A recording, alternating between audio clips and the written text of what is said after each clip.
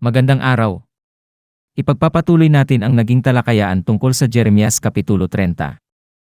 Kasama namin si Dexter Patiño sa usaping ito.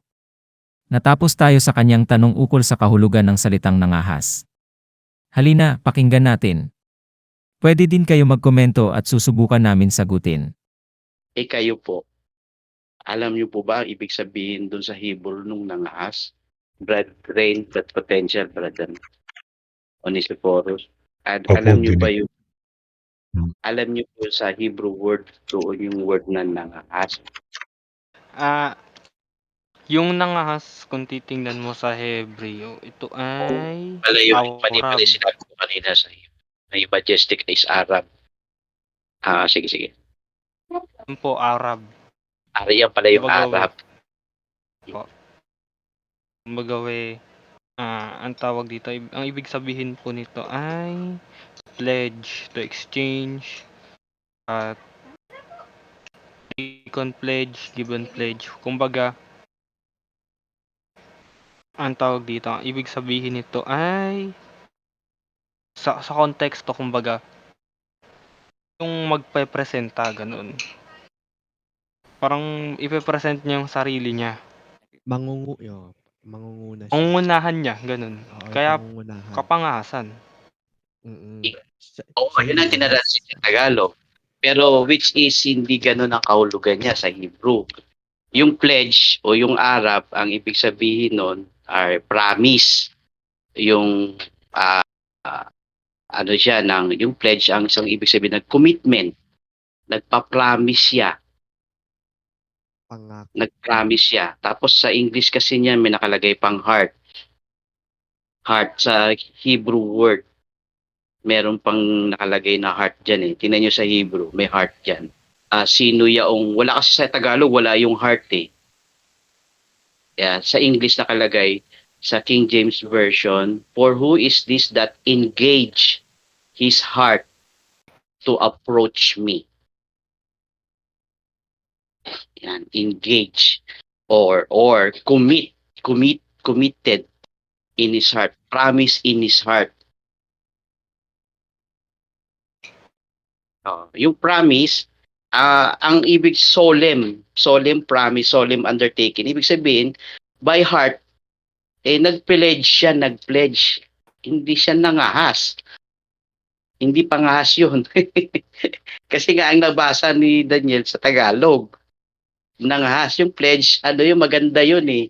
Nag-pledge ka eh, yun ang isang kahulugan na maganda nung positive ng word eh, nung Arab eh. Nag-promise siya sa puso niya. Nag-pledge siya, nag-commit siya. Yun ang ibig sabihin sa Tagalog, sino itong lumapit sa akin na nag-commit ng kanyang puso para lumapit sa akin. Ngayon, ang tinutukoy doon na prinsipe at puno, sino ba yun? Di ba si Kristo yun? Hindi naman tao yun eh. Meron ba namang ugali si Kristo na lalapit siya sa Ama?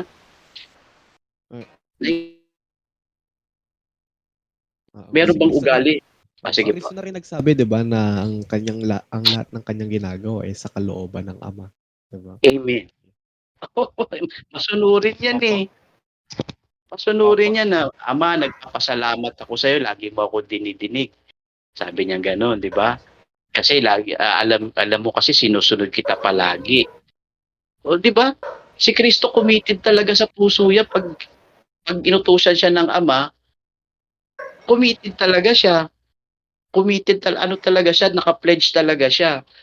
Binigay nga niya yung buhay niya eh. Kasi nagkaroon siya ng separate na buhay eh. Ang Ama may buhay sa kanyang sarili. Siya rin, binigyan siya ng Diyos ng buhay sa kanyang sarili. At yung buhay na yun, ibinigay niya yun eh. Biruin mo yung buhay na walang hanggan, ibigay mo. Di ba? Para lang magkaroon din ng buhay na walang hanggan ang lahat ng mga sasampalataya sa iyo. Di ba committed yun eh. Commitment yun eh. Commitment. Pledge niya yun eh. Si Kristo ang tinutukoy doon. So si Kristo hindi po pwede mong gamitan ng word na nangahas. Doon mali si Daniel. Mali na naman siya doon. Sablay na naman siya ron. Ewan ko lang kung agree kayo sa akin, mga kapatid. May Sila- sense May yun. hinahanap lang po ako, Brad Dex. Mm. Sila po muna. Oo. Hindi ba na yun ang ano, yun ang ibig kong iparating. Kasi nga hindi mo pwedeng i-interpret yung nangahas tapos yun na nagsabi-sabi ka na eh 'di ba nagsabi-sabi na siya ng nagsabi-sabi na siya na sabi niya ay hindi ka basta-basta makakalapit sa ama. Hindi raw yun ang nangahas na lumapit basta-basta gayon na lang. Hindi ka naman makakalapit maliban na tawagin ka ng Diyos. 'Di ba? Malibang tawagin ka ng Diyos.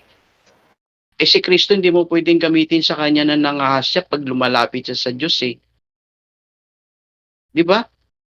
Hindi sabi pa nga ni Daniel, sabi niya, hindi dahil sa kapal ng muka kaya ka lalapit.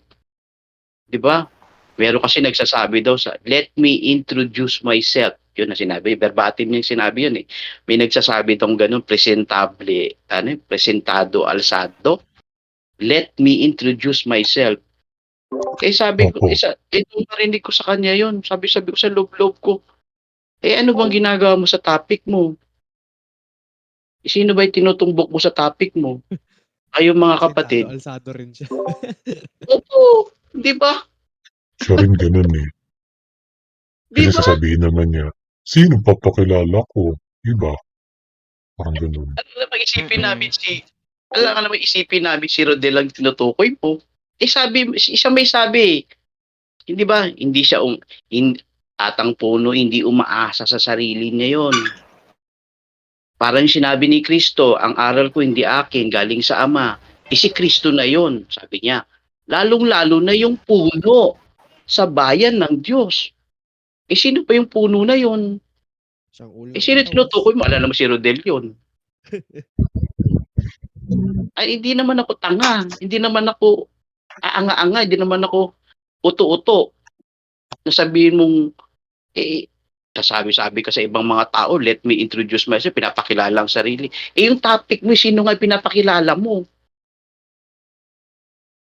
Which is mali. Hindi nga ikaw yun eh. Exclusively Opo. kay Kristo lang yun. At hindi rin sa uncle niya. Lalo na, hindi si Soriano yun. Eh dahil kay Soriano, mali na nga eh. Kasi nga, ang talata ng Jeremias 30:19, kinakapit nila sa kanila, unang-una pa lang, doon pa lang mali na agad. May context kasi yun eh. May konteksto yung Jeremias 30. Eh, ang sabi ng Biblia, rightly dividing the word of truth. Kailangan alam mo kung paano mo ihiwa-hiwalay yung katotohanan para manatili siyang katotohanan kahit hiwa-hiwa-hiwalay siya. Ibig sabihin, may hiwalay-walay siya, magkakadugtong pa rin yun. Rightly dividing Hindi the po word eh. of truth. Hindi ganun na Magkakit na nangyari. paggamit ng salita, hindi eh.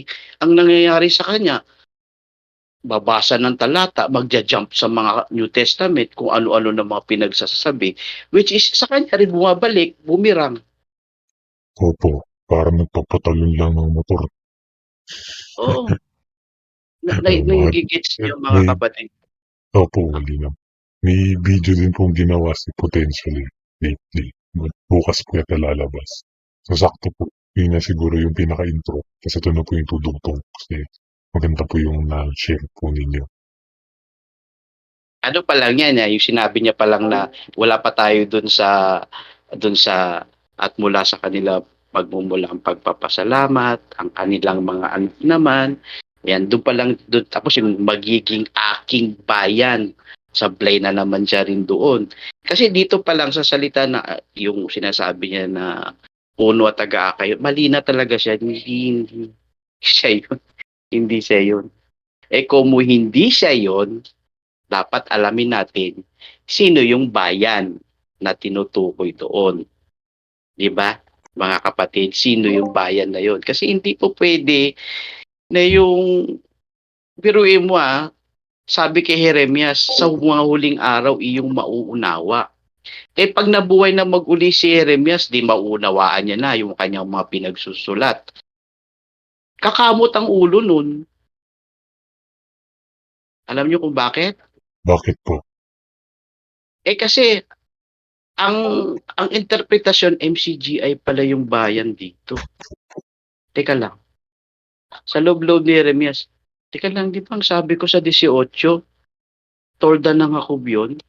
At ang sabi ko dun sa 34, tungkol sa Israel at tungkol sa Huda, eh bakit MCGI?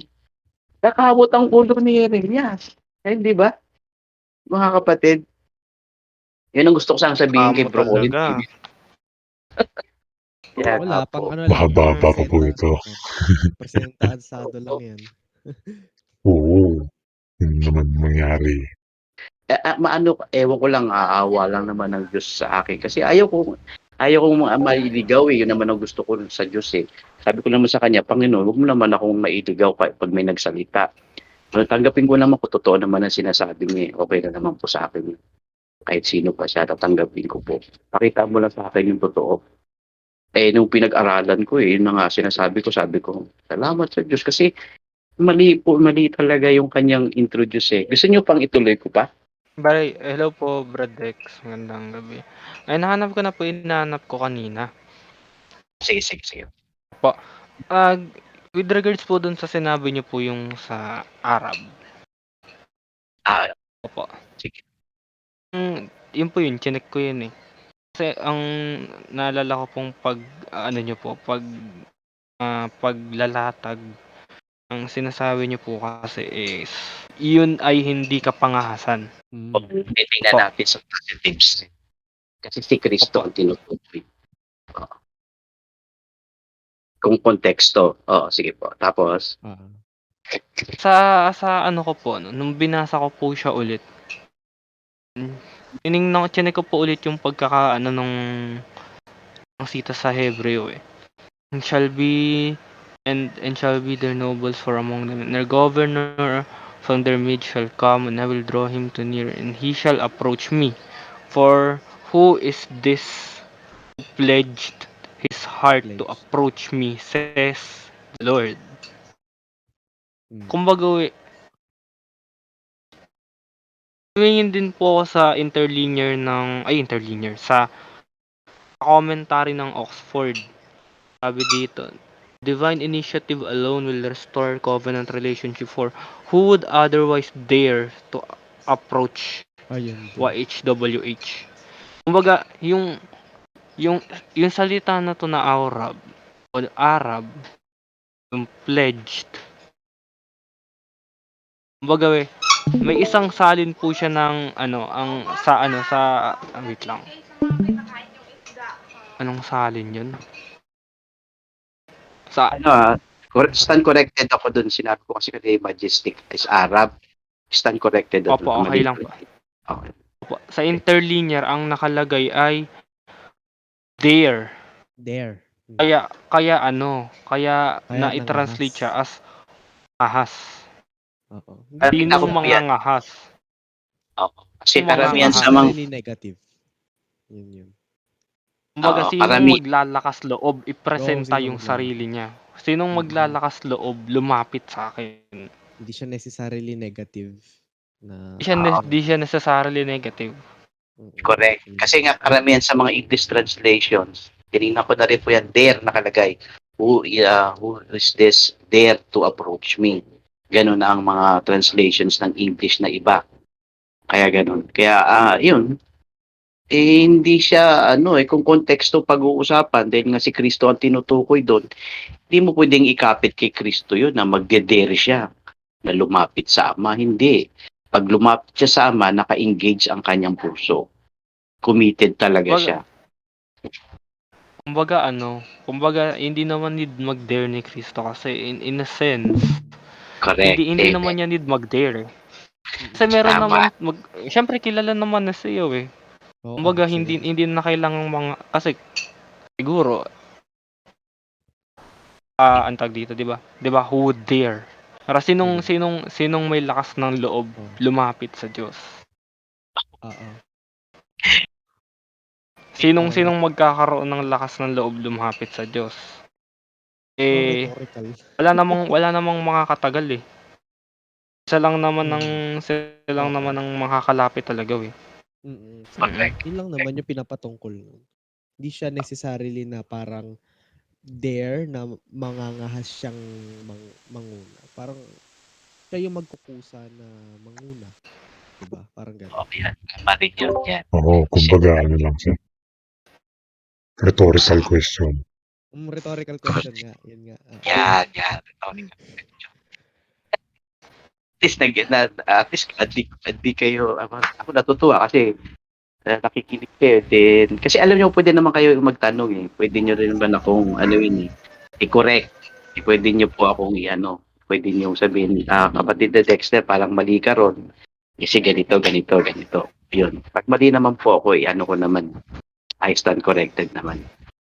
Pero at least, nakita ko naman, kayo sang-ayong kayo parehas. Kasi nga, pinag-aralan na namin to, awa naman ng Diyos eh. Pinag-aralan na namin siya. Kaya ganun siya.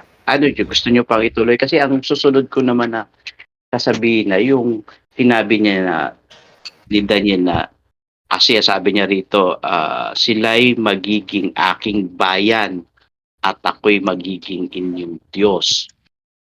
Yan ang sabi niya ron. Na ang sabi niya, ginamit niya yung ang sunod na talatang ginamit niya. Ano ibig sabihin ng magiging aking bayan? Ginamit niya yung sa Roma, 9:25 ba yun? Tama ba yun? Opo. Sinipi rin si Oseas. Tatawagin ko ng aking bayan na hindi ko dating bayan at iniibig na hindi. May sinabi siyang ganito eh. Verbatim yung sinabi. Sinulat ko yun eh. Sabi niya, basahin ko lang, hanapin ko lang. Ang ibig niyang patungkol doon na magiging aking bayan, ibig sabihin, hindi dating bayan. Hindi gayon nung una. Ibig sabihin, walang gayon ng una na sila'y dating bayan. Yun ang ibig niya sabihin eh. May sinabi siya ganung verbatim eh. Ano ko na yung sulat? Ang dami kasi sulat eh. Opo, sinabi niya yun. Sinabi. Naalala ko yun kasi verbatim. nag-video na ako nung una. Binanggit ko rin po yan eh. Isa rin yan sa inatake ko eh. Kumbaga may take na po ako dyan eh. Oo. Diba sabi niya, ang ibig sabihin niya magiging aking bayan. Hindi naman sinabi na aking bayan. Ibig sabihin, magiging pa lang, future. Magiging pa lang, become. Hindi naman sinabing sila ay aking bayan, sabi yun ang verbatim Tatawagin ni. pa lang. Oh. Oo, tatawagin pa lang. Nagiging bayan pa lang, tatawagin pa lang bayan ng Diyos. So ito ngayon ang tanong ko. So, kung nandyan lang siya kung nandyan lang siya. Kasi ginamit niya yung Roman 9:25 eh. Tapos yung kung nung binasa niyo yung Roman 9:25, anong sabi dun sa Anong sabi dun sa Roma 9:20? Tama ba yun? 25? Yeah, tama. Gaya naman ang sinasabi niya sa aklat ni Oseas. Si Pablo, ginamit yung aklat ni Oseas. Diba? Ginamit yung aklat ni Oseas. Ano ngayon sino tinutukoy dun sa aklat ni Oseas? Tanungin ko kayo mga kapatid, sino yung bayan na sinasabi dun sa Jeremias 30:22 magiging bayan ng Diyos ng Jeremias? Kayo po, ano ang take nyo doon? Ito po yung yung sa reaction vid ko dati, dalawa yung binigay ko na sagot. Kung titingnan sa perspektibong Hudyo, una, yung mga nagbalik sa pagkatapon, yun, magiging bayan ng Diyos yun, pagkabalik nila. After ng 70 years. And mula sa kanila, may lilitaw na isang prinsipe. Yun na nga, at magpupuno sa kanila. Ngayon, yung pangalawang take ko, sila yung mga Kristiyano, yung mga magiging Kristiyano nakalaunan. 'Di ba si Kristo naman ang galing naman yan sa sa Israel. Sabi niya tawag dito sa 1:12 ng Juan, 'Di ba siya yung nagpunta sa sariling kanya. Sabihin sariling kanya yun, bayan niya yun. Bayan niya yung pinuntahan niya kasi sariling kanya. Mm. Yan. Ay, Ah, una ibig 12. Uno sige, sige. uno 11. Siya yung naparito sa sariling kanya, siya yung hindi tinanggap ng sariling kanya. Bayan niya yun. Yun yung bayan na kinabibilangan niya, yung Israel, Ibig bayang sabihin, Israel, oo. sa take ninyo, Israel yon, Alin po? yung magiging aking bayan. Yung mga Israelita po na balik pagkatapos ng pagkatapon. Kasi sila yung Hmm, kinakausap eh. 70 Ibig years na Babylonian captivity. correct. After ng 70 years, ibabalik sila. Naunawaan ni Daniel yon na nung nananalangin siya. So yun nga, hanggang sa kinasangkapan sila Ciro, sila Dario, naitayo nga at nga pinangunahan nila ni Nehemias. Yun ang in short pinangunahan ni Nehemias yung pagtatayo nila Ezra, nila si kung sino-sino pa si Naomi. Marami siyang kinakasangkapan ng mga tao ng panahon na yun na may tayo. Yun. Yun. Yun more or less ganun. Yan, naging ganun. Ang tanong ko po, bakit sinabi ng Diyos, magiging aking bayan? Ibig bang sabihin, kung yan po ay Israel, ibig bang sabihin, ang Israel ay hindi bayan? Kasi ang ginamit, Roma 9:25 Ayon kay Daniel tatawagin niyang bayan ang di dating bayan. Ibig bang sabihin, ang Israel, dati siya, hindi siya bayan ng Diyos. Magiging bayan pa lang. Nung panahon ni Jeremias, Jeremias na, sa kay Jeremias na tayo, may future na sinasabi, magiging bayan ng Diyos. Kung Israel yon, ibig bang sabihin, hindi, yung Israel nung una, hindi sila bayan ng Diyos?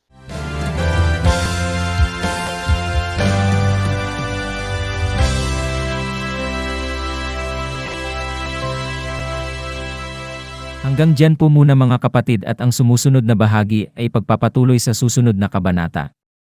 Lalo na dahil inaalam na natin kung sino ba ang bayan na tinutukoy sa sitas na iyon.